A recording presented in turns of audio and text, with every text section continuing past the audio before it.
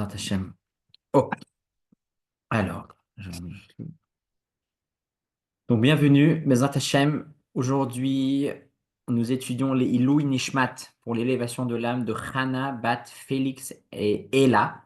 C'est la mère de Oliver qui a son Oh, site ce soir, 4 Adar. Donc, Bezrat Hashem, que l'étude soit pour l'élévation de son âme. Baruch Bezrat Hashem. Hashem. Donc aujourd'hui, on va étudier ce shiur en deux parties. Première partie, on va parler d'un aspect concret de la joie. Suite à la semaine dernière, on a parlé de ce qui se passe avant la joie, la certaine amertume ou la tristesse ou l'obscurité qui prépare à la joie. Mais cette semaine, on arrive à la joie même, on arrive au vif du sujet. Et donc, on va parler concrètement. Trois points. Comment renforcer sa joie. Et en deuxième partie, on va étudier de la halacha, pas comme d'habitude, donc pour changer un peu.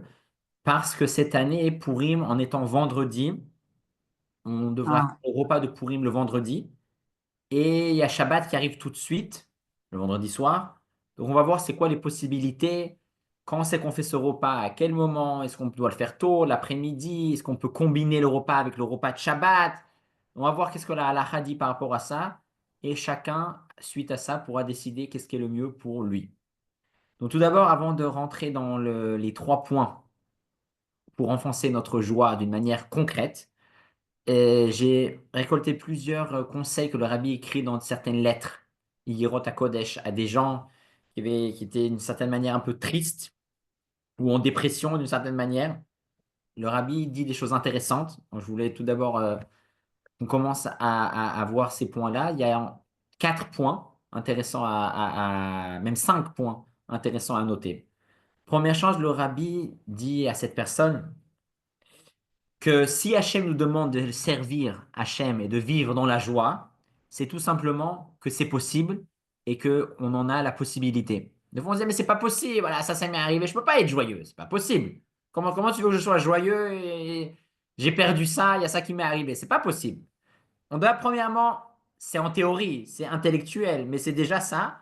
Si Hachem, il me dit que je peux être joyeux à chaque moment et le servir dans la joie, c'est que c'est possible parce qu'Hachem ne demande pas des choses impossibles.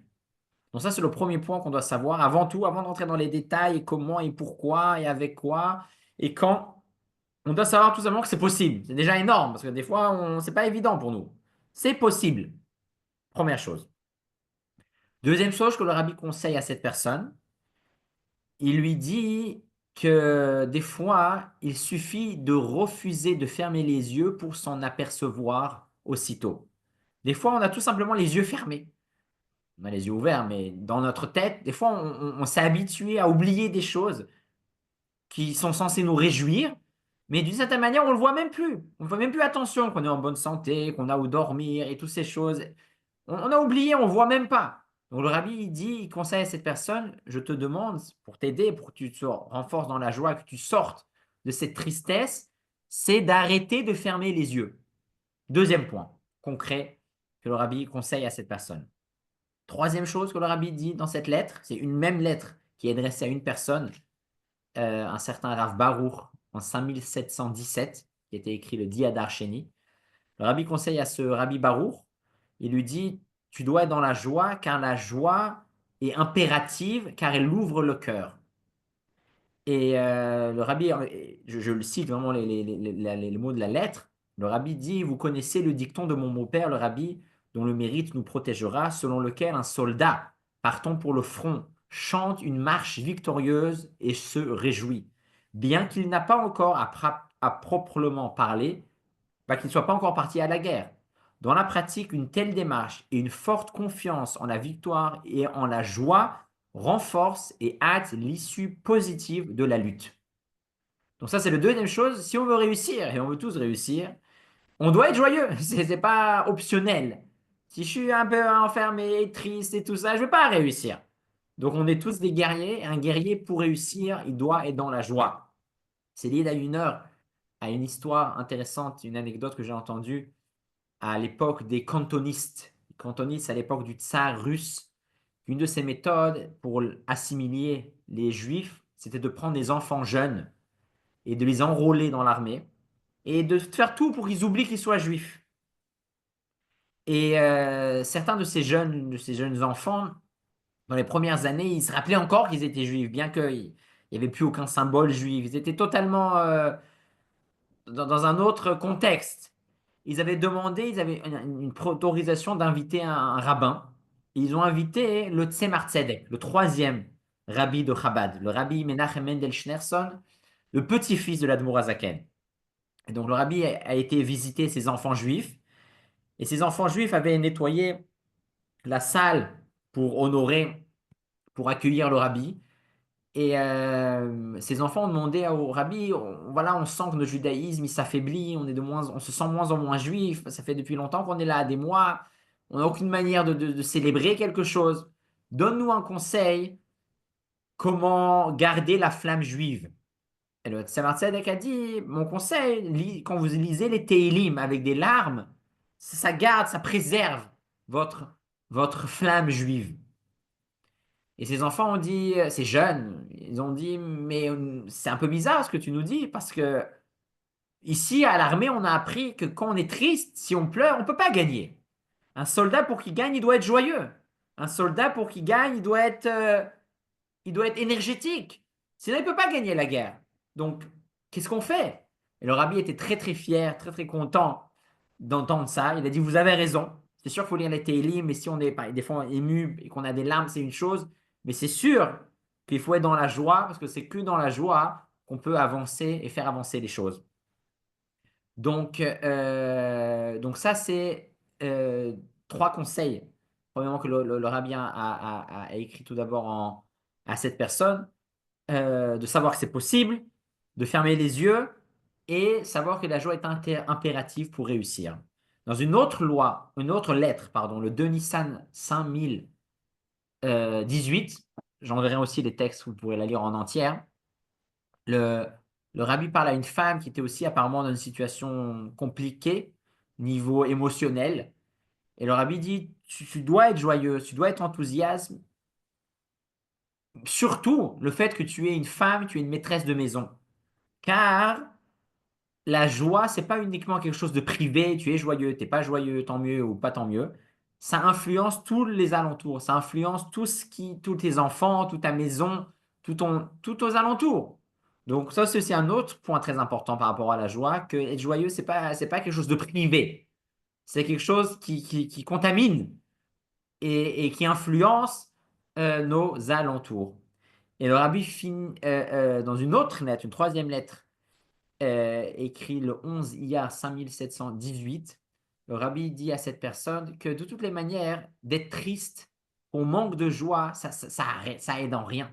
Il n'y a jamais quelqu'un qui a résolu ses problèmes en étant triste. Le rabbi dit, je vais juste citer les mots. Pour autant, quand on manque de joie, on n'accomplit rien et on ne répare rien. Il n'en est pas de même si l'on adopte l'attitude opposée. Être triste, ça sert à rien. Ça aide en rien. Donc, on va essayer de sortir de là et de voir comment se renforcer dans la joie.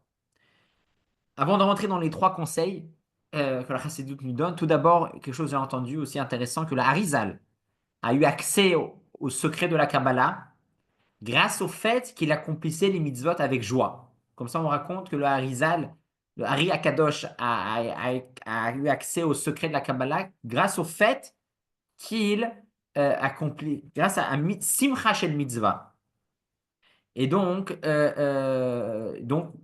on a tout à gagner à être dans la joie. Donc, on va commencer le premier point, après cette courte introduction.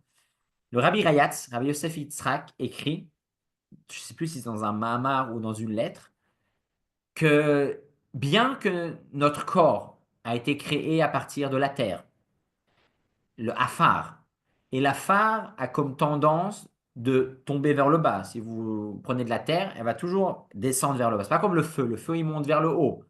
La terre, elle descend vers le bas. Donc, on a une certaine nature, tous, que par défaut, si quelqu'un, d'une certaine manière, ne fait pas un certain effort, il va être dans la tristesse.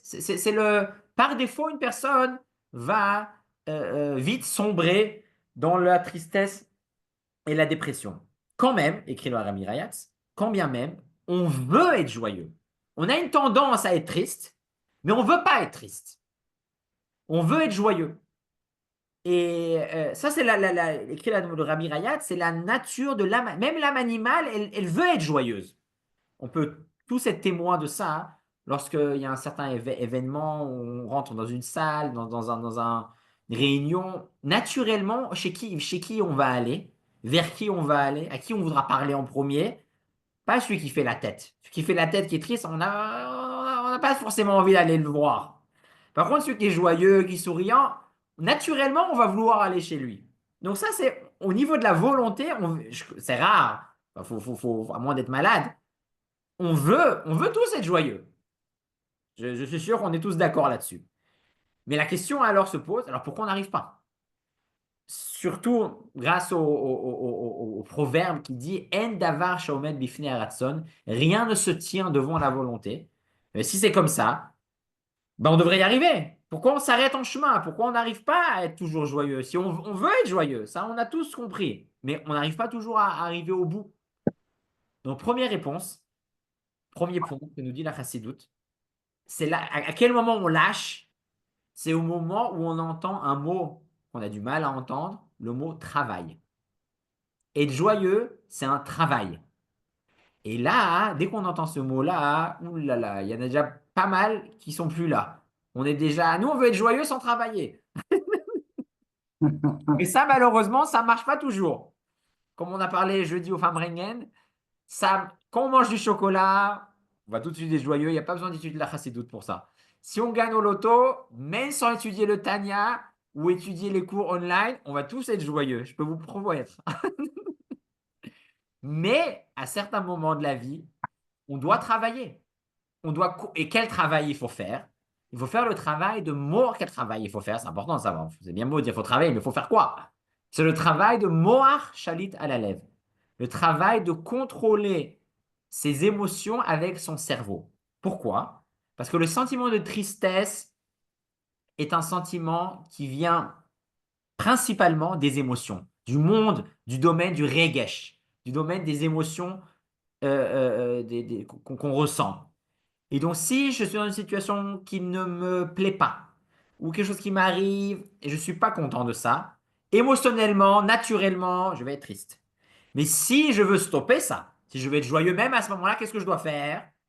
Je dois contrôler mes émotions. Je dois dire non. Tout ce qui se passe, c'est pour le bien. Est-ce que je le sens maintenant? Non, je ne le sens pas maintenant. Mais est-ce que je sais que c'est maintenant, que c'est tout pour le bien? Oui, je sais. Savoir et sentir, on n'est souvent pas sur la même longueur d'onde. Mais dans cette situation-là, il faut dire, bah, moi je me sens mal. Qu'est-ce que je sens? Je sens que ça va mal. Qu'est-ce que je sens? Je sens que je dois être triste. Qu'est-ce que je sens? Je sens que ça va pas. Je dis, bah ça, ce que je sens, je vais le contrôler, je vais le stopper, je vais le mettre dans une boîte et maintenant, je vais dire ma tête. Qu'est-ce qu'elle me dit maintenant? Ma tête, elle me dit que tout est pour le bien. OK. Ma tête, elle me dit que Hachem, il contrôle tout. OK. Tout ça, c'est beau. Mais c'est que dans ma tête. Maintenant, je ne sens pas ça. Si on me demande mon cœur où il est, mon cœur, il est à plat. Je ne me sens pas bien. Mais c'est ça le travail. C'est un travail. C'est pas évident. C'est pas facile. C'est pas naturel. Et on doit à ce moment-là se prendre au sérieux, prendre contrôle de la situation et pas se laisser aller là où notre cœur, là où nos émotions nous amènent. On doit dire non, je sais que tout est dirigé par Hachem. Je sais que tout est pour le bien. Je ne le ressens pas, mais je sais. Et c'est là qu'il faut donc accomplir ce fameux dicton, cette fameuse phrase du Tanya, à Moar Shalit à la lèvre. Et à ce moment-là, peut-être émotionnellement, on ne va pas danser, mais on va pas être triste. On va savoir qu'il y a du bien dans ça. Intellectuellement, au moins, on va être joyeux. Et c'est une forme de joie. Intellectuellement, on va être joyeux, même si émotionnellement, je ne suis pas joyeux. Et donc ça, c'est le premier point très important, de savoir que la joie est suite souvent à un travail. Et ce n'est pas quelque chose de naturel, ce n'est pas quelque chose de passif, comme aussi on a parlé le jeudi, que c'est pas la joie, c'est pas j'attends, et en fonction de ce qui se passe, je réagis. Ça, c'est ce qu'on appelle une joie passive. Mais Hachem nous demande, et la Avodat Hachem, le travail sur nos caractères, c'est aussi de développer une joie active. Que je décide aujourd'hui que je vais être joyeux aujourd'hui. Peu importe ce qui va se me passer, c'est comme ça qu'on doit se lever le matin. Pas dire, bon, on va voir. Si ça se passe bien, bah, je suis content. Si ça se passe mal, bah, je vais un peu déprimer. Non, ça, c'est pas comme ça qu'on est des soldats joyeux. Soldats joyeux, à la base, aujourd'hui, je vais être joyeux. Et ce qui va se passer, je vais m'adapter. Mais je ne vais pas me soumettre, je ne vais pas m'incliner devant les émotions et les états d'âme de mon âme animale qui me dit maintenant tu dois être triste, maintenant tu dois être en déprime et tout ça. Non. Un chassid, un soldat joyeux, il sait, il contrôle. Il ne se laisse pas contrôler. Et juste pour terminer ce premier point, hein, c'est d'ailleurs lié à ce que le rabbi a expliqué une fois, c'est écrit aussi dans l'écouté Sichot, la raison pour laquelle le Shulchan Aruch termine par une phrase intéressante. Tout le Shulchan Aruch de Orach Chaim, la dernière loi sont les lois de Purim Katan. On sait que certaines années, il y a 2 mois de Hadar. Cette année, il n'y en a qu'un. Des fois, il y a 2 mois de Hadar. Quand il y a 2 mois de Hadar, on célèbre Purim le deuxième mois. Mais le premier mois, hein, quand même, le jour du 14 et du 15, on célèbre symboliquement, parce que c'est quand même le 14 Hadar, et c'est quand même Hadar, c'est pas Purim. On ne fait pas la Megillah, on ne fait pas le Mishté, on ne fait pas les Matanot Laevionim, Mishloach Manot. Mais quand même, nous dit Rabbi Yosef Karo, En noflim al penem. On ne dit pas de Tachanoun. Voilà, au moins on ne fait pas les supplications. Certaine manière de célébrer ce jour-là, on ne se rappelle pas de nos fautes. Et le Ramo, Rabbi Moshe Isserles, le Posek Ashkenaz, dit certains avis disent qu'il faut faire un repas, mais ce n'est pas notre coutume. Mais quand bien même, il est bien de célébrer ce jour en mangeant un peu mieux que d'habitude. Il n'y a pas besoin de faire un motzi, mais on va célébrer en faisant quelque chose de spécial. Pourquoi? Parce que Veltov lève mishte tamid. Parce que de toutes les manières, il faut toujours être joyeux. Donc, voilà, si déjà on a une occasion, profitons de l'occasion de se réjouir. Le rabbi, suite à ce passage du Shulchan Aruch, a posé la question, mais pourquoi le rabbi Yosef Karo a attendu la fin du Shulchan Aruch pour nous rappeler qu'il faut être dans la joie? Il aurait dû mettre cette loi-là au début.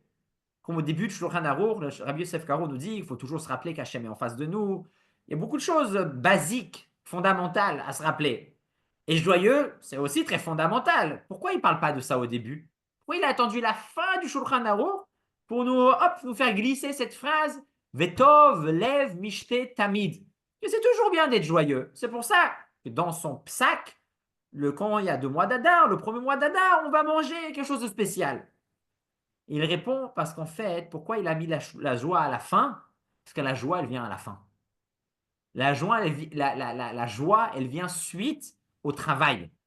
La vraie joie. La vraie joie, elle vient suite à des efforts, à un travail sur soi. C'est là qu'on a une vraie joie. C'est pour ça que le Rabbi Yosef Karo ne parle pas de la joie au début du Shulchan Aruch. Parce que là, on aurait pu croire, ben voilà, je suis joyeux, cool. Non, la joie, ça ne vient pas toute seule. C'est un travail. Donc ça, c'est le premier point. Arbeit, travaillons. Deuxième point, on apprend ça du roi David. David Ameller, ayant une vie horrible, si on peut dire, il était presque abandonné de ses parents. Dès qu'il s'est marié, il est poursuivi par son beau-père. On essaie de le tuer à droite, à gauche. Il a une vie vraiment très difficile. Quand bien même, dans les Tehillim, David Amelach, déjà, il écrit les Tehillim, il écrit des psaumes, il chante, et il dit dans les Tehillim, Ar tov chesed irdefuni kol yemechayai. Toute ma vie, il n'y a que le chesed. Il n'y a que la bonté qui m'a poursuivi. Et comment ça se fait? C'est pas réalistique. Sa vie, elle n'était pas. Le chesed ne l'a pas poursuivi toute sa vie, malheureusement. Comment on peut expliquer ça? On peut expliquer ça en disant que David Ameller, sûrement, n'attendait pas trop de son entourage, de ses amis, des gens avec qui, même qui vivent. Il n'attendait pas trop. C'est pour ça que, bien que quand ça se passait pas toujours bien, eh ben, il n'était pas forcément triste. Mais un des points très importants, c'est de pas trop d'attendre, d'exiger de notre entourage ça et ça, ici et ci. Parce que quand on exige On attend et ça ne vient pas, on est frustré. Comme on dit en hébreu, en, en tzipiot, en arzavot. Si il n'y a pas d'attente, il n'y a pas de frustration. Et d'ailleurs, des fois, cette histoire de ne pas attendre des gens, c'est pas juste, ouais, allez, c'est tous des gens tordus. Et ouais, on peut rien attendre d'eux. Voilà, j'attends rien de eux parce que voilà, de toute façon, il n'y a rien qui va sortir de eux. C'est pas seulement ça. Des fois, enfin, toujours, on doit savoir on a tous un cerveau différent. Ce qui est évident pour moi, c'est pas évident pour toi. Ce qui est évident pour toi, c'est pas évident pour moi. Alors que toi, tu es une bonne personne et aussi j'essaie d'être une bonne personne. Les gens, c'est pas que les gens font exprès de mal réagir ou de pas faire ce que nous on aurait cru qu'ils doivent faire. Les gens, ils font pas exprès. Ah, c'est sûr, il y a des limites dans ça, mais il faut savoir, comme la Gemara nous dit, que Shem she'en partsufehem shavot, car en deotem shavot. De la même manière qu'on a tous un visage différent, c'est plus de 7 milliards sortes de visages qu'Hachem a créés sur Terre. Pourquoi? Parce que c'est l'expression du fait qu'il y a plus de 7 milliards manières de voir les choses. Plus de 7 milliards d'at. Personne n'est pareil. Et donc ça, c'est quelque chose on doit se mettre dans la tête qu'on ne réfléchit pas pareil. Donc, on doit arrêter de s'énerver. Il ne fait pas exprès. C'est deux manières de. Ok, toi, tu réfléchis comme ça, continue. Mais il faut savoir que pas tout le monde va réfléchir de cette manière-là. Et c'est d'ailleurs quelque chose de très intéressant que j'ai entendu, que le rabbi a écrit une fois à quelqu'un. Je ne pense pas que c'est quelque chose qu'il faut prendre universel et à appliquer à la lettre. Mais dans certaines situations, oui, c'est intéressant de l'utiliser, cette règle. Le rabbi dit à quelqu'un, je t'en supplie, ne donne pas un conseil à quelqu'un qui t'a pas demandé de conseil. Parce que si tu n'as pas demandé de conseil, bon, apparemment, il pense qu'il est correct ou il pense qu'il n'a pas besoin d'aide. Toi, tu vas arriver avec ton conseil, il va pas, il va mal le prendre ou il va pas l'écouter. On a tous notre manière de voir les choses. Donc, ça sert à rien de trop non plus. Alors, des fois, on voit quelque chose qui va mal, oui, on peut dire à quelqu'un, je pense, il ne faut pas non plus laisser les gens dans leurs problèmes. Mais des fois, il faut savoir que ça ne va pas forcément marcher. Des fois, peut-être vaut mieux rien faire. Par contre, si quelqu'un il te demande un conseil, alors là, bien sûr qu'il faut l'aider. Parce que le fait qu'il te demande un conseil, c'est il est déjà un réceptacle. Il est déjà un Kelly. Il est déjà prêt à écouter, à recevoir de toi, parce qu'il t'a demandé à toi un conseil. Donc, tu dois l'aider dans ces situations. Bien qu'on est tous différents, etc. Mais parce qu'il est prêt à écouter de toi. C'est d'ailleurs très important quand quelqu'un nous demande une aide, il faut prendre les choses vraiment au sérieux. Parce que quand quelqu'un nous demande de l'aide, c'est pas pour rien. C'est qu'il nous fait vraiment confiance. Et donc, on doit l'aider. On ne peut pas le laisser comme ça. Mhm. Et donc ça, c'est juste pour l'idée du deuxième. On est tellement tous différents, à tel point que des fois, ça ne vaut même pas le coup de lui dire ce qu'on pense, qu'il ne va pas l'accepter. Et donc ça, c'est quelque chose qu'on va avoir en tête, ça limite les dégâts et ça nous garde notre joie profonde, notre joie qui ne va pas être diminuée à cause du fait qu'il a dit ça, qu'elle a dit ça, qu'il a réagi comme ça, elle a réagi comme ça. On réfléchit tous différemment. Si on sait ça, on évitera beaucoup de frustration. Troisième point, troisième point, c'est le fait que dans le judaïsme, dans les mariages, dans chaque fête juive, on boit du vin. Pourquoi on boit du vin? On a pu boire plein d'autres choses. Pour célébrer l'événement, jusqu'à un tel point que même David Ameller nomme les béné Israël sur le nom des raisins dans les Tehillim, Gefen Yassia Mimitzraim, David Ameller nomme les béné Israël les raisins, parce que pour être joyeux, il ne faut pas vivre la vie comme une science exacte. Il faut boire un peu de vin. Il faut voir les choses un peu, pas floues d'une manière négative, mais quelqu'un qui vous regarde, qui vit sa vie comme il résout un problème de chimie ou de physique ou de mathématiques, ça va être très très difficile d'être joyeux. Parce qu'il y a toujours un problème quelque part, et si le problème je le prends trop au sérieux, eh ben je vais me braquer. Et je vais pas pouvoir être joyeux. Il faut boire un peu de vin, aller cool, et avancer comme on peut, et voir les choses globalement. Et c'est pour ça d'ailleurs que quand, dans les Pirkei Avot, Rabbi Yoshua ben Prachia nous demande Eve dan et kol ha-adam le kafsrut, juge toute personne du côté du mérite.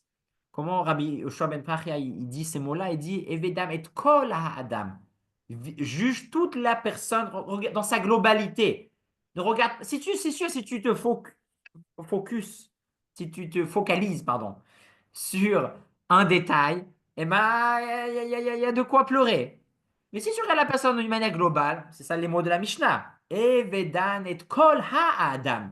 Il n'est pas marqué Evedan kol adam.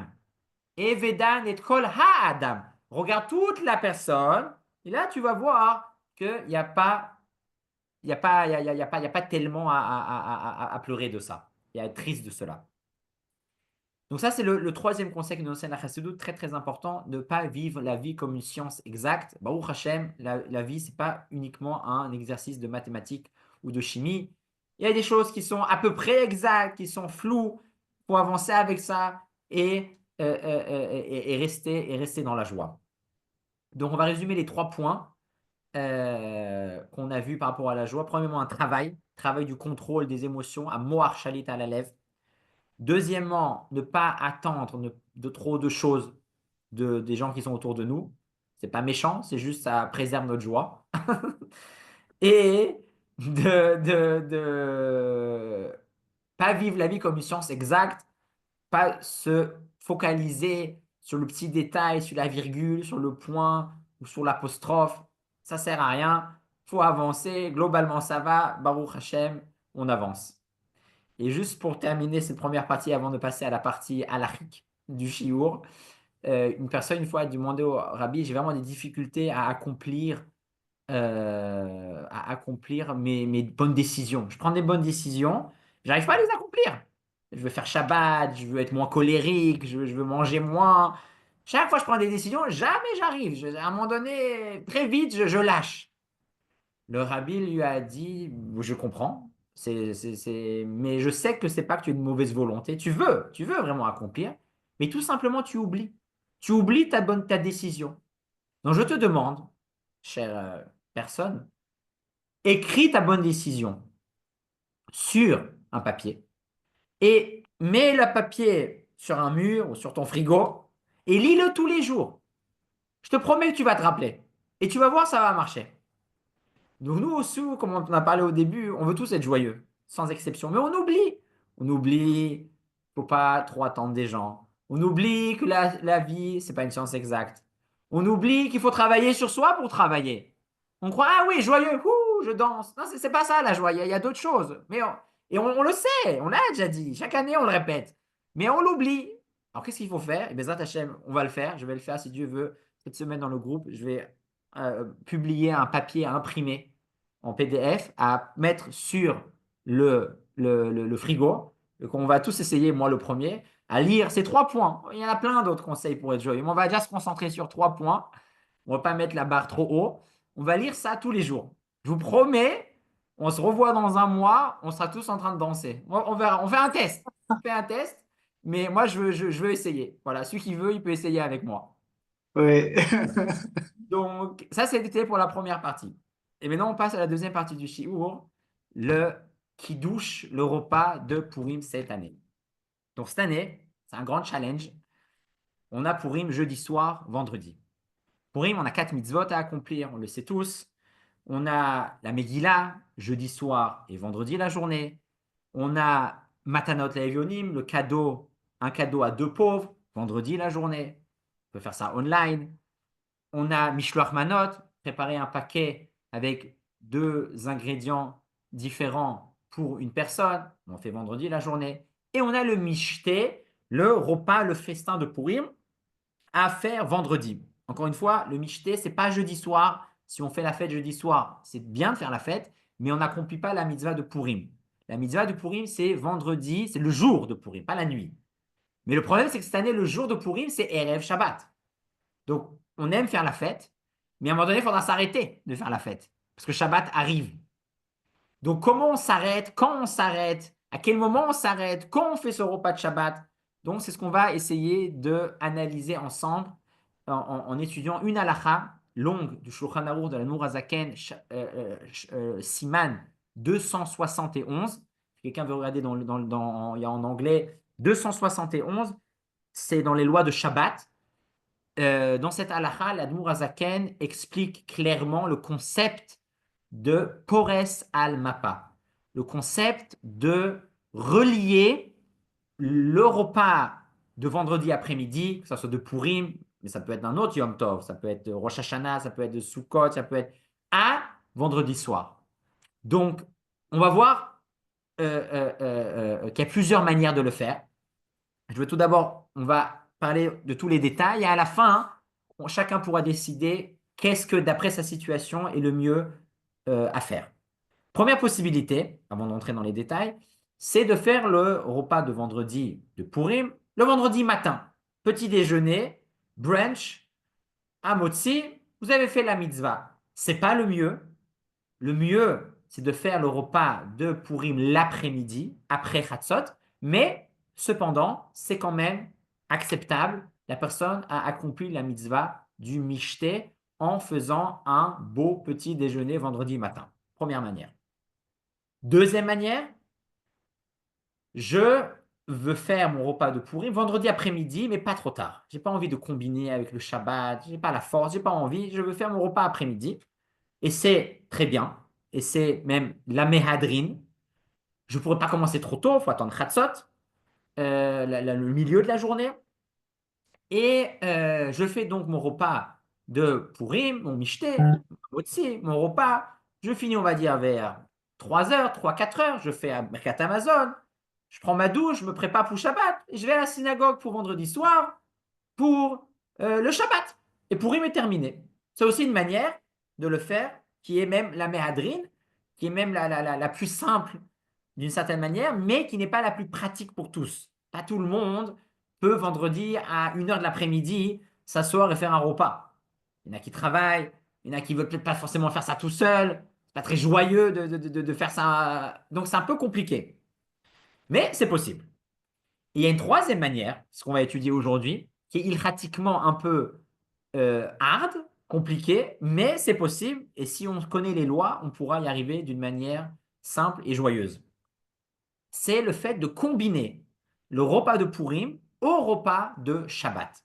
En d'autres termes, deux en un. Alors, comment on fait ça? Euh, Premièrement, avant de rentrer dans les détails de ce cas de figure, dans la halakha, donc halakha 271, je veux tout d'abord rappeler à nous tous quelques règles basiques du kiddush et du repas de Shabbat, qui va nous aider ensuite à bien comprendre comment fonctionne cette combination du repas de Purim avec le repas de Shabbat. Premièrement, écrit l'Admour Azaken dans cette halakha qui est assez longue. Elle dit tout d'abord que quand on fait kiddush Shabbat, il ne faut pas attendre. Je ne vais pas faire kiddush à minuit. Non, dès que Shabbat rentre, dès qu'on a fini la tfila, il faut faire kiddush le plus proche du Shabbat, de l'entrée du Shabbat. Premier concept, principe important. On fait kiddush dès que c'est possible. Deuxièmement, deuxième règle, deuxième principe, après avoir fait kiddush, on mange tout de suite. On ne peut pas faire kiddush et après, je vais manger dans 2 heures. Non. Après kiddush, on mange. Deuxième règle. Troisième règle intéressante, on sait que le kiddush est à la base lié au Shabbat. Bien qu'on fait aussi kiddush Yom Tov, Sukkot, Shavuot, mais la vraie ou l'authentique kiddush est liée au Shabbat. Car le fait, c'est marqué dans la Torah, dans les 10 commandements, tu te rappelleras du Shabbat. Comment ça veut dire qu'on se rappelle du Shabbat? Les Chachamim, ils ont dit, bah, on va instaurer un moyen de se rappeler du Shabbat. On va faire kiddush, on va boire un verre de vin. Et c'est comme ça qu'on dit, c'est Shabbat. On proclame le Shabbat. On se rappelle du Shabbat. Yom Tov, Sukkot, Pessah, Shavuot. Il n'y a pas marqué tu te rappelleras de Sukkot. Tu te rappelleras de Shavuot. Quand même, les Chachamim ont extrapolé le concept du Kiddush de Shabbat aussi au jour de fête. Mais c'est important de savoir à la base, Kiddush et Shabbat. Il n'y a pas Kiddush les fêtes. Et les Chachamim ont extrapolé le concept du Shabbat aussi aux autres fêtes. Et c'est pour ça qu'il y a certaines halakhot qui diffèrent un petit peu. Mais quand même, d'une manière générale, c'est la même chose. Mais à la base, dans la raison, ce n'est pas la même chose. Donc ça, c'est un principe numéro 3 important à se rappeler. Quatrième principe, les femmes sont aussi astreintes au kiddush. c'est un point étonnant. Normalement, les femmes, on connaît, sont astreintes aux mitzvot négatives. Tout ce qui est interdit de faire, interdit de manger, c'est interdit aussi pour les femmes. Par contre, dans les mitzvot positives, dans ce qu'on doit faire, il y a une différence. Tous les mitzvot qu'on doit faire qui sont liés au temps, les femmes ne sont pas astreintes. La tfila, le loulav, tout ce qui est lié au temps, ben, il y a un certain temps, quand c'est qu'on fait ça, quand c'est qu'on mange ça, tout ce qui est lié au temps, les femmes sont quittes. Par contre, ce qui n'est pas lié au temps, croire en Hachem, c'est pas lié à un certain temps. Ça, les femmes aussi doivent faire. Qui douche, c'est lié au temps ou pas lié au temps? C'est lié au temps. Qui douche, c'est vendredi soir à partir quand il fait nuit. Quand bien même, les femmes sont aussi astreintes. Le Shulchan Arour, la Mourazakan explique pourquoi. Car dans les 10 commandements, les Chachamim relient étroitement le Zachor et Yom HaShabbat et Shamor et Yom HaShabbat. Zachor, c'est le symbole des mitzvot positives qu'on doit faire le Shabbat. Tout ce qu'on doit faire le Shabbat. Je dois me souvenir, je dois faire quelque chose. Shamor, c'est je garde. Je ne travaille pas. Je ne fais pas ça. Je me garde de faire ça et ça. Et comme les Chachamim disent qu'Hachem a dit Shamor vezachor bedibur echad, que Shamor et Zachor, c'est une chose. Donc, de la même manière que les femmes doivent faire tout ce qui est mitzvot négatif, elles devront aussi faire tout ce qui est lié au kiddush, au de Zachor, bien que ça soit lié au temps. Donc, pour faire simple, les femmes ont aussi l'obligation d'écouter ou de faire le kiddush. Si une femme, son mari n'est pas là ou elle n'est pas mariée, elle peut faire toute seule kiddush, aucun problème. Donc, ça, c'est encore un point important. Une autre règle fondamentale, c'est la différence entre le kiddush Shabbat soir et Shabbat midi. Le kiddush de vendredi soir est beaucoup plus important. C'est lui le kiddush authentique, si on veut dire, par rapport au kiddush du Shabbat après-midi. La halakha dit, par exemple, si j'ai pas assez de vin, je garderai pour le vendredi soir, pas pour le Shabbat midi, pour le kiddush. Parce que, parce qu'encore une fois, le kiddush, c'est normal. En théorie, il faudrait faire qu'une fois. Je me rappelle, voilà, c'est Shabbat. Chachamim ont instauré qu'on va faire aussi le lendemain. Mais encore une fois, ce n'est pas le kiddush authentique. Et dernière loi importante à savoir, dès que le temps du kiddush arrive, c'est-à-dire dès que le Shabbat arrive, on ne mange pas, on ne boit pas. On ne peut pas dire, ah, Shabbat est là, ah, je bois, je mange, ah, on fait kiddush dans 1 heure. Non, non, non, non. Tant qu'on n'a pas fait kiddush, on ne met rien à la bouche. C'est comme ça. Donc ça, c'est très important. Ça, c'est par rapport à un Shabbat classique. Maintenant, dans notre cas, on revient à notre histoire de Purim le vendredi, la journée. Donc, je vais d'abord aller dans l'ordre de la halacha, tel que l'Admoura Zaken l'explique, et ensuite, on va faire un résumé pratique. Comment, si quelqu'un veut, on va voir pourquoi faire ou pourquoi ne pas faire, mais si quelqu'un veut faire cette combinaison du Shabbat avec Purim, eh ben, au moins, on saura clairement comment le faire. Donc, tout d'abord, l'Admoura Zaken, dans cette longue halacha, dit que si j'ai décidé de combiner mon repas de Purim vendredi après-midi avec le repas de Shabbat, première chose à savoir, je dois faire mincha avant. Avant de commencer mon repas de Purim, je dois faire mincha. Parce qu'après, ça ne marche pas. Première chose. Deuxième chose, donc je fais mincha, je fais un motzi, il y a la musique, c'est vendredi, c'est pas Shabbat encore. Il y a les photos, il y a la musique, il y a le son. Pas de problème. Le temps avance. Shabbat approche. 10 minutes, 20 minutes avant le temps des bougies de Shabbat, on arrête de manger. Et on demande aux femmes d'allumer les bougies. Shabbat arrive. On arrête de manger. Les femmes allument les bougies et on nettoie la table. Pas obligé de nettoyer totalement, mais on nettoie un petit peu. Et on recouvre, après avoir allumé les bougies, on recouvre de chalotes. Parce que Shabbat, on doit manger 2 chalotes entières. Purim, il n'y a pas besoin. Sukkot, il n'y a pas besoin. Purim, il n'y a pas besoin de manger 2 chalotes. Shabbat arrive, on doit avoir 2 chalotes sur la table qui sont recouvertes. comme un Shabbat classique. Euh, et donc Shabbat, le temps passe, Shabbat rentre. On éteint les téléphones, on range la musique. C'est Shabbat. On a déjà fait Mincha. On est en plein milieu du repas. Et donc, euh, qu'est-ce qu'on fait maintenant? On fait qui douche. On fait qui douche. Mais ce qui douche sera spécial dans le fait qu'on ne fera pas Boré Peri à Geffen. Pourquoi? Parce qu'on a déjà commencé le repas avant. Si c'est pour Purim, on a sûrement bu du vin déjà. Donc on a déjà dit Boré Peri à Geffen. Maintenant, je suis toujours dans le même repas. Je n'ai pas changé d'endroit ou changé de jour. Je continue le repas. Mais je dois faire qui douche au milieu du repas. Parce que maintenant, Shabbat est rentré au milieu de la journée. Donc, qu'est-ce que je dois faire? Je dois faire qui douche. Je fais Yom HaShishi, ta ta ta ta ta ta, mais je saute. Je ne fais pas Boré Pri à Geffen. Je saute Boré Pri à Geffen et je finis mes Kadesh à Shabbat. Et je bois mon verre de vin. Suite à ça, je vais manger le pain, les chalotes. Mais encore une fois, j'ai déjà fait un motzi. On a commencé le michté de Purim. J'ai déjà fait un motzi. Donc, je ne devrais pas faire un motzi encore une fois. Je dois tout simplement, j'enlève comment dire, la couverture, la protection des chalotes, et je distribue aux gens sans bracha. Très, très, très spécial. On n'est pas du tout habitué à ça, mais on va devoir s'y habituer.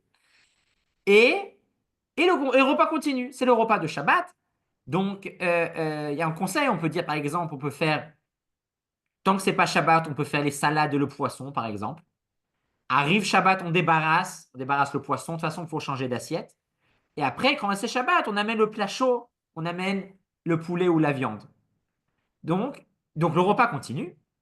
Et à la fin du repas, on fait tout, évidemment Birkat Amazon avec aussi Retsé, parce que c'est Shabbat, et aussi Alanissim, parce qu'on a commencé le repas pendant Purim. Et le repas est terminé, et finalement, on fait Arvit. Arvit et Kabbalah Shabbat et Arvit. Donc ça, c'est la possibilité. Cependant, l'Admour Azaken écrit dans cette halakha comme quoi cette solution, la solution de la combination du repas, dans notre cas Purim et Shabbat, n'est pas la plus optimale. Pourquoi? Parce que ce n'est pas clair si vraiment on n'a pas besoin de refaire la bracha sur les chalotes. Parce que concrètement, c'est la même table. Concrètement, enfin, je veux dire, concrètement, il y a eu le Shabbat qui sépare. On a fait Kiddush entre-temps. Donc, d'après certains décisionnaires de la halacha, il faudrait, oui, faire un motzi. Certains disent oui, certains disent non. Et donc, dans un cas pareil, comme on ne dit pas le nom d'Hachem en vain, on ne fait pas. Donc concrètement, celui qui va pour cette option ne va pas faire de bracha. Mais la Nourazaken dit c'est pas top parce que c'est pas clair. Certains disent oui, certains disent non. Donc écrit la Nourazaken, je vais citer ces mots. Kol bal nefesh yesh lo lizaer lechatrila shelo lavo lideka. Il vaut mieux ne pas faire ce repas combiné parce que à cause de cette raison-là de la bracha de Hamotzi. Donc, qu'est-ce qui est le mieux à faire?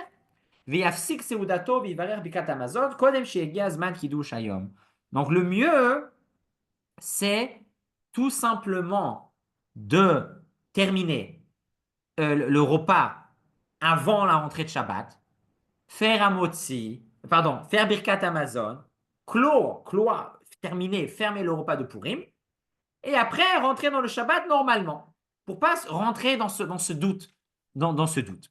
Donc ça, c'est la halakha, c'est comme ça que la Nourazaken conseille, donc en d'autres termes, la Nourazaken déconseille de faire cette combinaison. Maintenant, on va rentrer dans le côté chassidique et le côté historique de cette halakha. C'est connu que depuis le rabbi Rachab, le cinquième rabbi de Chabad, son fils, le rabbi Rayatz, et le rabbi, personnellement, à titre individuel, ils n'ont jamais fait cette combinaison du repas. Non. comme écrit la Nourazaken, c'est déconseillé. Il ne le faisait pas pour pas rentrer dans ce doute de Hamotzi. Est-ce qu'on doit refaire Hamotzi, pas refaire Hamotzi? Ils ne sont pas rentrés dans ce doute et donc n'ont pas fait la combinaison du Shabbat. Cependant, d'ailleurs, c'est aussi la raison pour donc les Rébéim n'ont jamais fait ça eux-mêmes.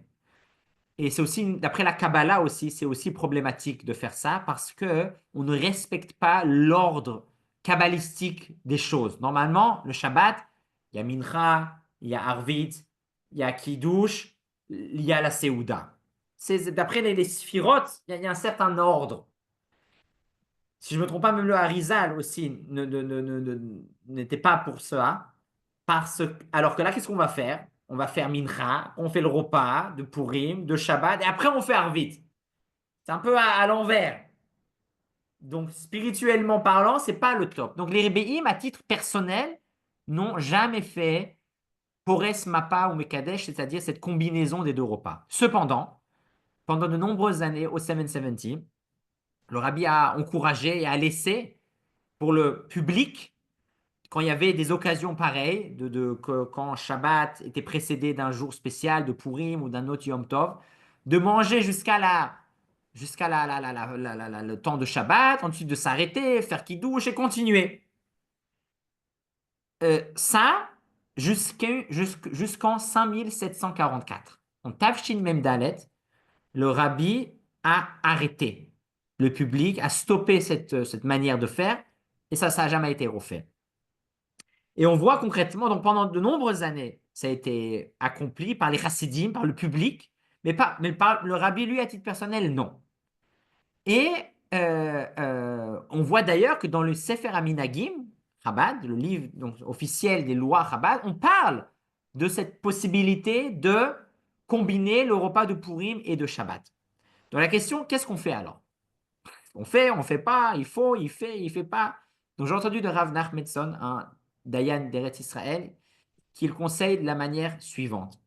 Si quelqu'un va faire le repas de Purim à la maison, avec deux, trois amis, alors là, c'est sûr que c'est mieux de ne pas mélanger les repas. De faire vendredi après-midi, ou même vendredi matin s'il n'a pas le choix. Au niveau halakha, c'est le mieux. Cependant, si je sais, par exemple pour une synagogue, un Beit Rabbad, que les gens ne vont pas venir au petit déjeuner. Ils ne vont pas venir à 2 heures de l'après-midi faire le repas de Shabbat, le repas de Purim, pardon. Les gens travaillent, les gens ne vont pas venir aussi à 1 heure et vont venir après à Shabbat à 6h30. Il faut être réaliste. Donc dans un cas pareil, on peut, oui, essayer de combiner les deux, mais premièrement, respecter scrupuleusement toutes les lois, comment le faire, à quand s'arrêter. C'est pas compliqué, mais il faut le savoir comment le faire et le faire sérieusement.